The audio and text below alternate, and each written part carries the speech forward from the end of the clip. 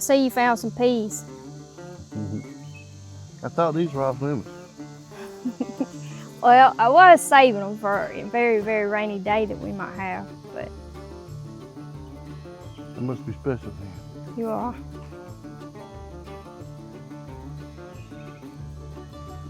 But the good thing about them is if they end up being the only stand of peas in this patch right here, we'll save the seeds for next year off of these because there's nothing for them to cross-pollinate with.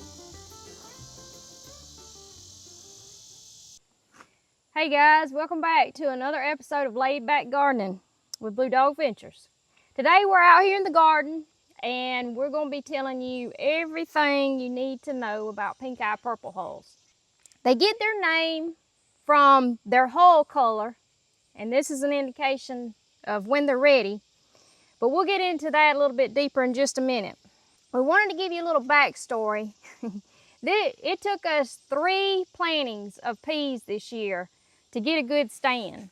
We had a really wet spring and early summer here, and speaking of which, for you guys that don't already know, we are located in South Central Georgia in Zone 8B. We have pretty hot heat. It's in the hundreds, 101, 100, 200 all week long. This week has been the total opposite. It's got a little bit of a cool front and it's been just like it is today, cloudy, raining. That's why we're fixing to go ahead and pick these peas now because we don't want them to get wet and get molded. And it's been an awesome little break in the heat because like you said, we kind of had a heat wave. It came through, and this has been a nice break from the severe humid summers that we have here in Georgia. But like I said, today's video is just going to be all about the Pinkeye Purple Hull pea. This is one of our favorites to plant for 3 good reasons. Number one, they're real easy peas to shell. For you guys that have had experience with different varieties of cow peas, you know that some of them are a little harder to shell than others. For example, Turkey toes, sedandis and white acres, they're a tiny pea and their hole's a little more tight. But purple hulls are real easy to shell.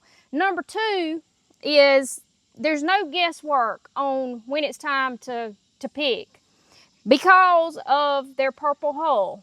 They start out green like any other pea, and then over time, when it gets time to harvest, they start getting pink and then all the way to a deep purple. And if you want snaps, a lot of people I know growing up, I know my grandmother, she loves, Granny, she loves snaps in hers, so you can pick some young if you wanted to throw some snaps in there. Some people like peas and they like snaps in there with them. But anyway, like I said, I kind of got off track there. This is our 3rd planting attempt. This is the results of that. The first 2 attempts, with all the rain that we got, the garden washed. We didn't realize this is the first planting season since Hurricane Helene came through, and it wiped out a lot of our pines that you see in the background there. And we didn't realize it until we planted this year that it's creating a wash in the garden. So therefore, with all the rain, we lost a lot of seed, and we, like I said, with this was our third attempt, and finally got successful. But they are ready to pick. I picked 2 days ago on Thursday, and it's been a rainy, wet week, and you want to try to pick your peas when they're dry. You don't want any dew on them.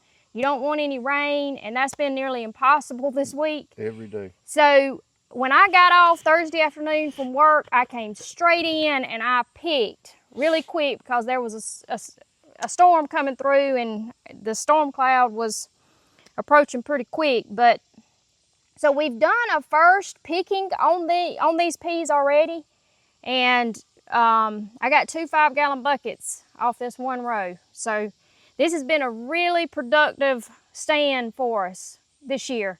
And that just proves too, like she said, you don't have to have a whole lot to, I mean, you got to plant 100 rows of peas to get a big yield. As long as you take care of them and they grow good, you can get we'll get enough for the whole year if we want them. We didn't plant a whole lot this year. I did initially, but like you said, it washed away. And the second time I just planted a couple rows washed away, and this is one. But we didn't plant as much because we still have plenty from last year. But we do like to give away. Matter of fact, the 5-gallon bucket she picked Thursday, we give one of them away yesterday, and we're working on shelling some now to give away. We are, and I can't remember if I stated the third reason that we love these Pinkeye Purple Hulls. Okay, my bad. Third reason, I'm terrible about getting sidetracked. Third reason is they are very heat tolerant. So a lot of people in this region choose this variety, Pinkeye Purple Hull, simply, if nothing else, for their heat tolerance. They thrive in the summer heat. One of the problems you may run into on your pea harvest, and this is not just with this variety, but any peas, is aphids. So it's important that you come out and you inspect your plants on a regular basis to make sure that you don't have an aphid infestation. But we've been pretty lucky. I don't know if because it's later than we normally plant, we haven't had a tremendous problem with the aphids. Or it could have been current weather conditions, I'm not sure. Not only aphids, just any, I mean, that's what we mainly have problem with. But we pick this whole row and shell every pea, and they won't be a sting on them. I haven't put any pesticide on them at all. They're straight from seed to where they're at now. They have no pesticides been on them. That's right, and that's always a huge plus and peace of mind that you haven't had to spray. Now, that's not to say that we haven't in years past had to spray, but this year we have been very lucky and fortunate on the pest. Like he said, those that I picked Thursday, we've already started shelling those, and they are beautiful. Like I said, no stings, good looking peas. All right, let's talk about harvest for just a minute. I mentioned earlier about the color of your Pinkeye Purple Hull, and that they will let you know when it's time to pick. They will start out green, and you can see on this flip side that it's starting to get just a touch of color. And then they'll start to turn just a little bit more, and then all the way down to your deep purple. And this, of course, is this one has already dried, and the plant would consider this already going to seed. It's imperative that you pick your peas every couple of days, because once it starts putting off peas like this and they get to the point of drying out, that plant thinks that it's done its job and it has made enough to go to seed to reproduce, and so it's going to stop producing the seed pods, which are the peas. So any of these shades right here, once they start to turn the shades of purple, indicates that you can pick during any of this range right here. So when you start picking your peas, when you start seeing those shades of purple and you've got some ready to pick, this will be a mixed bag. You're going to leave the green peas that have not matured, and you're going to pick the purple, any of those with the purple tint. And like I say, once this starts, and once you start having peas that are mature enough to pick, this is going to be an ongoing chore. It's possible if you're having a lot of rain like us, and the temps are humid, and they will really produce quickly, and so it wouldn't hurt to check them once a day. But at the very least, every couple of days. And you want to go ahead and get those that have any purple tint off the vines. Again, because if you don't pick, they will stop producing.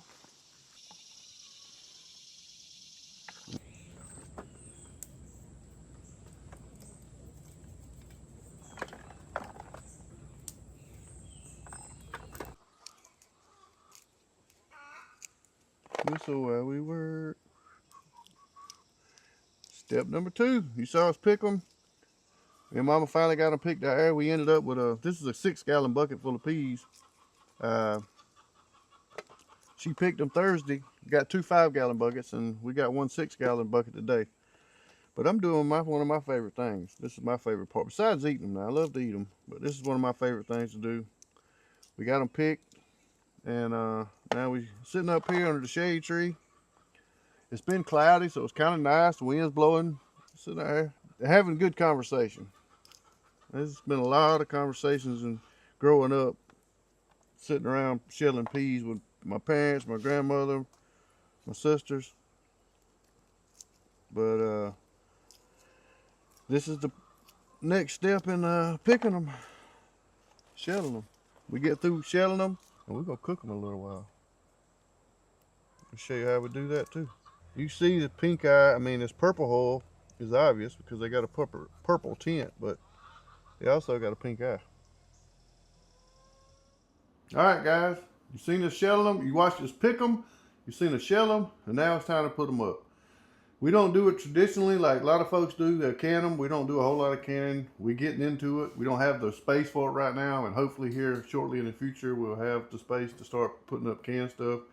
But we use our freezer, and we use it to our benefit.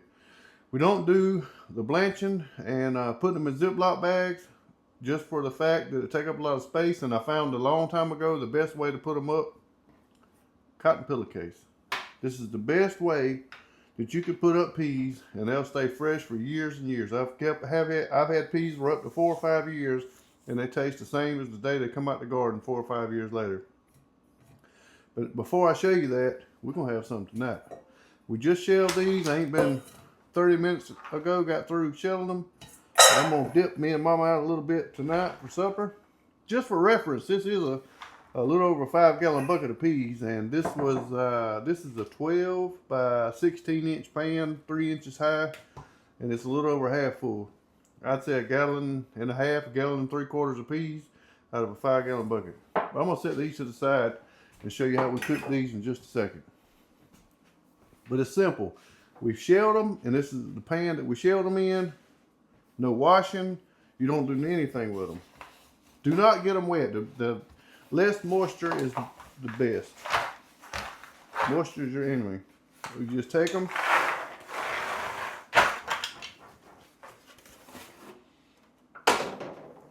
Ta-da, they blanched. And this is the pillowcase we're starting for this year. We picked peas already, but we've given them away. We don't need a whole lot of peas this year because we do have plenty from last year still left over. But that's all you do. Another good thing about this, all you got to do is untie this baby and dump them in there every time, all year long. Just keep dumping them in here till you get it full. You just want it to keep it closed. You don't want it to thaw them out. You don't want to take them out, thaw out. You want to leave them in here, let them freeze. What we do, we got a cup, we stow it in here and leave it. We just go in there and dip some out, and we get ready to eat them. We bring them in here, and that's when we wash them. We stick them on the eye, and then if you've ever blanched peas, you know it gets that little film on top. We'll clean it off, add our bacon grease or salt, pepper, bacon, ham hocks, whatever you want to put in your peas. And that's it. But the convenient part of it is you can just go in there and dump them. Every time you shell, we can go 3 days later from now, we'll have to pick them again, shell them, dump them in here. Just keep adding on top, and that's it. Really convenient, really easy. The simplest method you can do to put your peas up and keep them fresh year round. And all we do now is just come out here and drop them in. Like I said, this is the cup we normally use for our peas. These are the ones we had from last year still left over. We got plenty.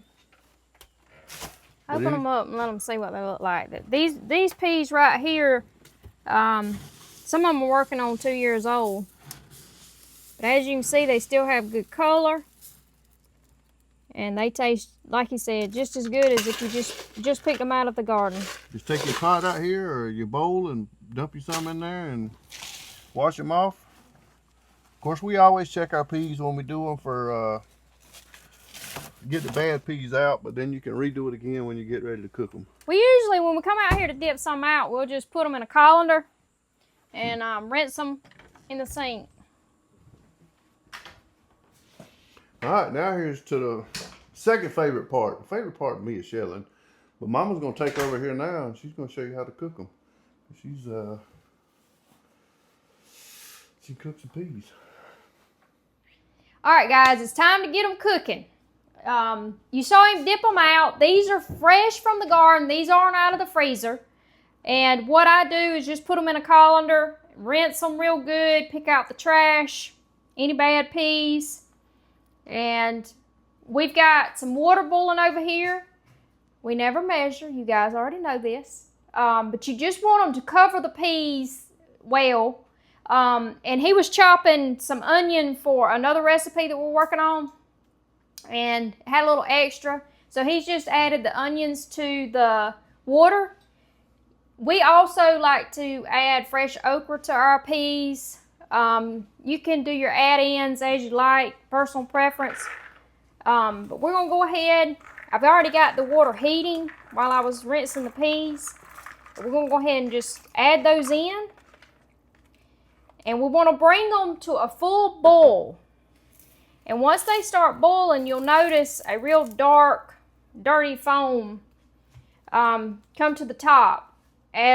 Same way as if you were blanching the peas. And what we'll do is just continuously dip that off. We always, us Southerners, you know we love our bacon grease. You can add seasoned meat of your choice. Sometimes we'll just put a strip of bacon.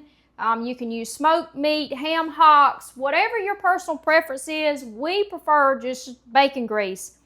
We save our bacon grease drippings from anytime we cook bacon or use bacon, and I just keep it in a glass mason jar in the fridge because we do use it quite regular.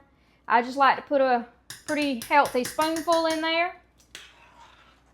And we're gonna salt as well. Y'all leave us a thumbs up if you keep all your bacon grease or drippings and use them for seasoning. Like I said, we're gonna let this come to a boil, a full rolling boil, and then we're gonna go ahead and dip that foam, and then we're gonna turn down to a low simmer. Just as a rule of thumb, it depends on how many peas, the volume of peas that you're cooking, of course, but anywhere from 30 to 45 minutes is a usual cooking time for peas. TJ did set the timer just for reference for you guys on this small amount of peas because it's just me and him tonight. So we'll be sure and note the exact time of cooking. So you'll have that.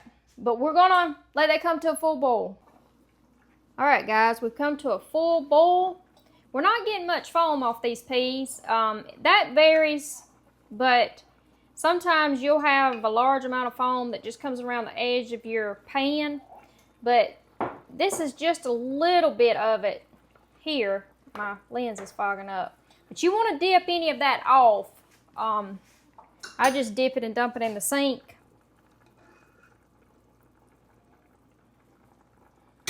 I was hoping that we'd get a little more than that so I could show you guys.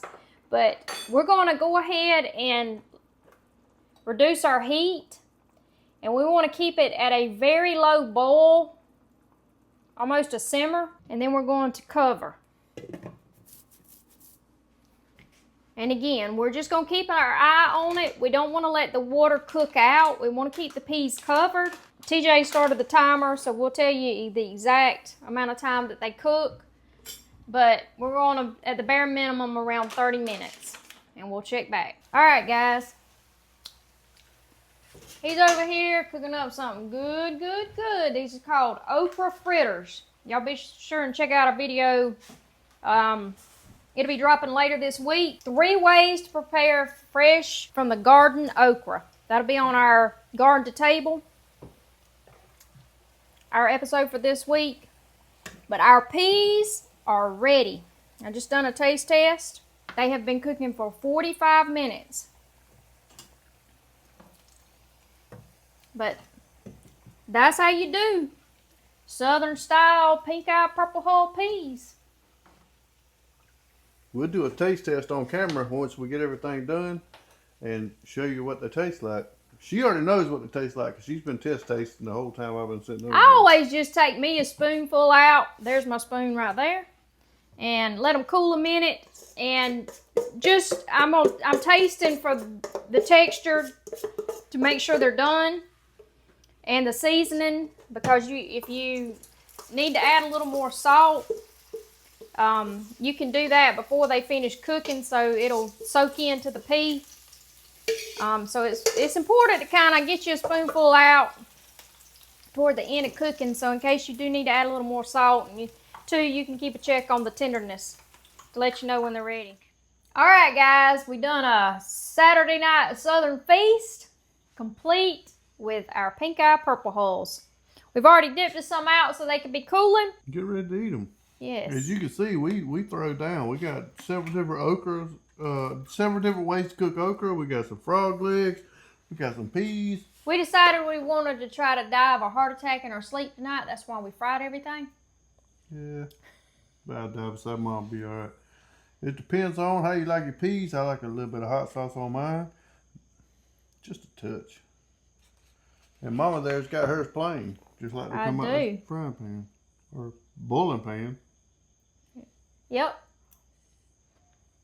Little bacon grease and salt is all you need, I promise you. Even though I do enjoy take some fresh cucumbers out of the garden. Ooh. And slice them with some onions and vinegar. There's nothing that complements peas like that right there. Yes, there is. Just don't have any on hand right. Why do we not have? In the hell do we have? We got a whole garden. We got 100-something tomato plants there. No. We got too much going on tonight. We have done all this, filmed several videos today. So yes, fresh garden tomato sliced with some salt and pepper would go perfect with this, and we have them right there, but we're not going to take the time to cut the video to go get it. You guys just pretend like you see a sliced tomato right here on the plate. I just see a piece of fried okra, so that's basically the same. If you guys are looking for new ways to prepare your fresh okra from the garden, be sure and check out this video right here. Shows you 3 different out-of-the-box ways to prepare your okra. As always, guys, we appreciate you watching, and we'll catch you in the kitchen on the next round. Appreciate the support. Thanks, guys.